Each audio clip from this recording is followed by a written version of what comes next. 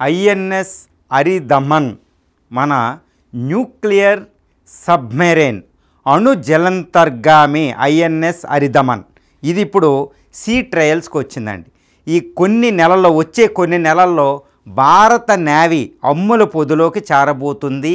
ఈ ఐఎన్ఎస్ అరిదమన్ అనే ఆరవేర చిత్రు భీకర ఒక అణు జలంతర్గామి. ఇది ప్రపంచంలో 7 సముద్రాల్లోకి ఎంటర్ అవ్వగలిగిద్ది. హిందూ మహాసముద్రం, బే ఆఫ్ బెంగాల్, అరేబియన్ సీ కాదండి, హిందూ మహాసముద్రం అంతా తిరగగలిగిద్ది, పసిఫిక్లోకి వెళ్ళగలిగిద్ది, అట్లాంటిక్ వెళ్ళగలిగిద్ది, పోలార్ ఏరియాలకు కూడా వెళ్ళి రాగలిగే అద్భుతమైన అణు జలంతర్గామి. ఇది 24 నుంచి 30 నాట్స్ స్పీడ్స్ తోటి వెళుతుంది. సముద్ర గర్భానికి నీటిలో 1/2 కిలోమీటర్ దూరంలో ఇది ఎప్పుడూ ఉండగలుగుతుంది. 1/2 కిలోమీటర్. అతి దారుణమైన భీకరమైన అణుజలంతర్గామి. ప్రపంచంలో అతి భీకరమైన అణుజలంతర్గామి రష్యా దగ్గర ఉంటుంది, అది బొల్గరాడో. అది ఎంత ఉంటుందంటే 25,000 నుండి 30,000 టన్నుల బరువు ఉంటుందన్నమాట. కానీ మనది 7,000 టన్నులు. అంటే మనం ఏంటంటే అరిహంత క్లాస్ అని, అరిహంత తర్వాత అరిఘాట్ అని, తర్వాత అరిదమన్, ఇది మూడవ అణు జలంతర్గామి మన స్వదేశీ పరిజ్ఞానంతో తయారు చేయకున్నాం. ఇండిజినియస్గా ఏటీవీ అడ్వాన్స్డ్ టెక్నాలజీ వెజల్ అనే ప్రోగ్రాం కింద విశాఖపట్నంలో ఇది నిర్మిస్తున్నాం. ఇది ప్రపంచంలో అణు జలంతర్గాములు నిర్మించగలిగే టాప్ 5 కంట్రీస్లో ఇండియా ఆ కూటమిలో చేరినట్టయింది. అంటే అణు జలంతర్గాములు మన స్వదేశీ పరిజ్ఞానంతో నిర్మించుకుంటున్నాం. ఒకప్పుడు రష్యా నుంచి అకులా క్లాస్ అనేది లీజుకి తీసుకున్నాం. సింధుదుర్గ్ అనేది ఒక అణు జలంతర్గామి ఉండేది. దాని నుంచి ఎంతో పరిజ్ఞానం మనం సంపాదించాం, దాన్ని ఆపరేట్ చేయడం, దాని మెకానిజం, మెయింటెనెన్స్ అని. దాని నుంచి ఇప్పుడు మనం అణు జలంతర్గాములు నిర్మించుకునే ఒక అద్భుతమైన దేశాల్లో ఒక్కటిగా ఈరోజు మనం నిలిచాం.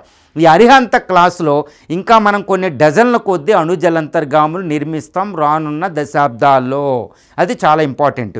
ఇప్పుడు చైనా దగ్గర 61 అణు జలంతర్గాములు మొత్తం ఉంటే భారత్ దగ్గర మొత్తం 18 మాత్రం ఉన్నాయి. 18లో 3 అణు జలంతర్గాములు. చాలా వెనకబడి ఉంది ఇండియా జలంతర్గాముల విషయంలో.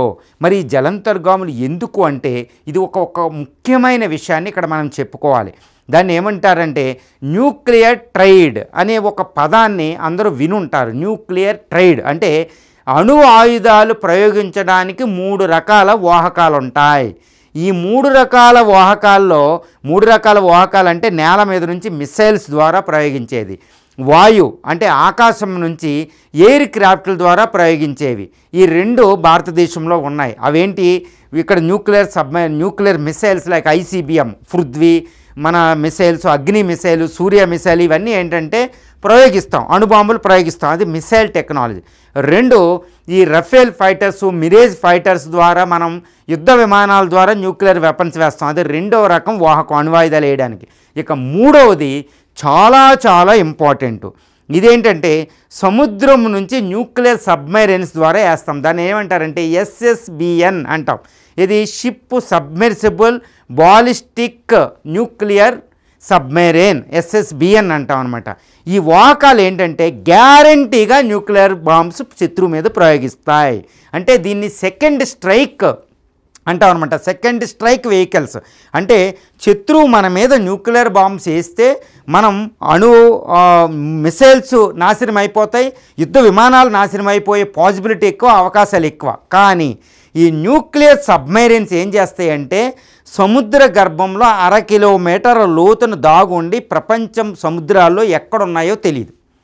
వీటిని నాశనం చేయడం శత్రువు కూడా అసంభవం. కాబట్టి ఇవి గ్యారంటీగా సముద్రంలో దాక్కుని శత్రువు అణుదాడికి గురి కాకుండా it's never subjected to the enemies nuclear attack and అవి డిస్ట్రాయ్ కావు. కాబట్టి శత్రువు మన మీద అటాక్ చేస్తే ఈ ఇప్పుడు మిసైల్స్ తర్వాత బాంబర్స్ నాశనం అవ్వచ్చు. కానీ ఈ లోపల ఉన్న ఈ న్యూక్లియర్ సబ్మెరైన్స్ అనేవి గ్యారంటీగా శత్రువు దగ్గరికి వెళ్ళి కోస్ట్లో వాళ్ళ తీర ప్రాంతంలో దాక్కుని 1/2 కిలోమీటర్ లోపల దాక్కుని మిసైల్స్ వేస్తాయి. సో వీటిని ఏమంటారంటే సెకండ్ స్ట్రైక్ న్యూక్లియర్ సబ్మెరైన్స్ అంటారు, సెకండ్ స్ట్రైక్ వెహికల్స్ అంటారు. సో ఇవి ఉంటేనే శత్రువు భయపడతారు. ఎందుకంటే గ్యారంటీ వాడిని కొట్టేయచ్చు, వాడు మనల్ని నాశనం చేయడం అసంభవం. ఇవి లేకుండా వాడు భయపడడు. కాబట్టి ఇప్పుడు ఈరోజు భారతదేశానికి అరిహంత తర్వాత, అరిఘాట్ తర్వాత ఐఎన్ఎస్ అరిదమన్ భారత నేవీ అమ్ముల పొదిలోకి చేరుతుంది. ఇది భారతదేశానికి ఒక శుభ పరిణామం. ఎందుకంటే అక్కడ చైనా పాకిస్తాన్లు విర్రవీగుతున్నాయి. ఇండియన్ ఓషన్లో చైనా ఎంటర్ అయిపోయింది. ఇండియన్ ఓషన్ మనం కాపాడుకోవాలంటే ఇలాంటి సెకండ్ స్ట్రైక్ న్యూక్లియర్ సబ్మెరైన్స్ మన అమ్ముల పొదిలో ఉండి తీరాలి. ఇవి 7,000 టన్నులు కలిగి ఉంటుంది. ఇందులో ఇదేంటంటే అరిగాట్ అంతకుముందు, తర్వాత అరిహంత్, వీటితో పోలిస్తే ఇది ఏంటంటే 7,000 టన్నులు కలిగి 1/2 కిలోమీటర్ల లోపలుండి ఇందులో 2 రకాల మిసైల్స్ ఉంటాయండి.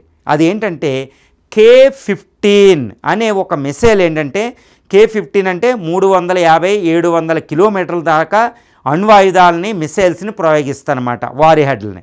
అది 24 మిసైల్స్ ఉంటాయి ఇందులో. దాంతోపాటు ఇంకో 8 K4 కానీ K5 అంటే ఏంటంటే మనకి 4,000 నుంచి 6,000 కిలోమీటర్ల రేంజ్లో మిసైల్స్ వేయగలిగే K4, K5 లాంటి మిసైల్స్ ఇందులో ఉంటాయి అన్నమాట. చాలా బాలిస్టిక్ మిసైల్స్ అంటారు. సో ఇవి అణు వారిహెడ్లని మోసుకెళ్ళగలిగిద్ది.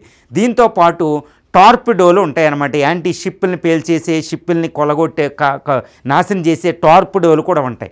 ఇలాంటి కొన్ని ఆయుధాలు కలిగి ఉండే ఒక శత్రు భీకర భయంకరమైన న్యూక్లియర్ సబ్మెరైన్ అండి. ఇది మనం స్వదేశీ పరిజ్ఞానంతో తయారు చేసుకున్నాం. 70% స్వదేశీ పరిజ్ఞానమే. ఇది వైజాగ్లో తయారు చేస్తున్నాం. దీని బేస్ కూడా వైజాగ్లో INS వర్ష అని పెడుతున్నాం, వైజాగ్ దగ్గర ఈస్ట్ కోస్ట్లో. అదేవిధంగా మంగళూరు దగ్గర, కార్వార్ దగ్గర INS కార్వార్ అని పెడుతున్నాం. ఇలాంటివి అంటే ఇలాంటి న్యూక్లియర్ సబ్మెరైన్ భారత అమ్ముల పొదిలో వెళ్తుందంటే ఇటు చైనా కానీ అమెరికా కానీ ప్రపంచంలో ఏ శక్తి కూడా భారతదేశం మీద అణ్వాయుధం వేయలేదు. అది ఇంపార్టెంట్. ఇది పాకిస్తాన్ దగ్గర ఇలాంటివి లేవు. సో ఈరోజు INS అరిదమన్ భారత అమ్ముల పొదిలోకి చేరుతుంది. దీని ద్వారా ఇలాంటి K4 3,500, 6,000 కిలోమీటర్లు, 7,000 కిలోమీటర్ల దాకా వెళ్ళే K4, K7, K5, K-15 లాంటి మిసైల్స్ని మనం ప్రయోగిస్తాం. ఇవంతా పృథ్వీ అగ్ని మోడల్స్ అనమాట. నేవల్ బేస్లో అగ్ని మోడల్ అంటే అగ్నిని నేవల్ బేస్లో పెడితే K4, K5 అంటారు. సాగరిక ఇలాంటి వాటి పేర్లతో పిలుస్తాం. ఈ INS హరిదామాన్ని ఈరోజు భారత నేవీ అమ్ముల పొదిలోకి చేరడం అనేది ఒక శుభపరిణామం. జై హింద్.